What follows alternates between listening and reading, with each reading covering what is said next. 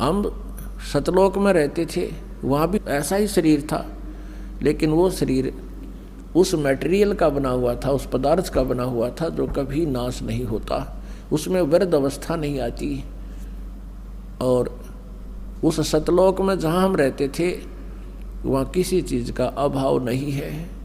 सदाबहार वृक्ष हैं, सदाबहार ये पेड़ पौधे बेल लताएं हैं, वहाँ काजू किस्म सेब संतरे ये सब प्रकार के फल और मेवा, दूधों की नदी, वहाँ का जल अमृत है, कभी खराब नहीं होता। उसी का एक एग्जाम्पल है, एक सैंपल है ये गंगा का जल। गंगा जो दरिया है ये सतलोक से आया हुआ जल है। सतलोक से चलकर ये विष्णु के धाम में, विष्णु के धाम से फिर शिव के धाम में,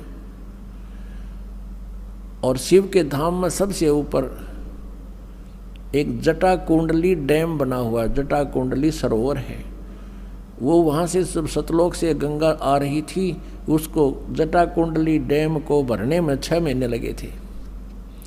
6 महीने के बाद फिर वो ओवरफ्लो होकर चल रही है आज तक।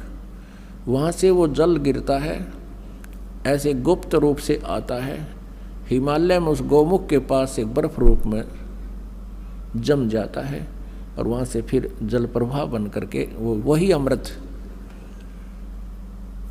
बह रहा है दरिया रूप में, जिसको गंगा दरिया कहते हैं।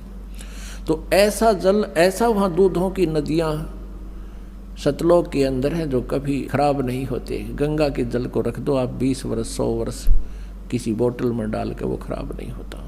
तो ये एक एग्जाम्पल दिया परमात्मा ने कि इस कलयुग के पिछली पीढ़ी में हमारी महिमा को समझाने के लिए एक ये बहुत ही जो है ना एक प्रमाण का काम करेंगे।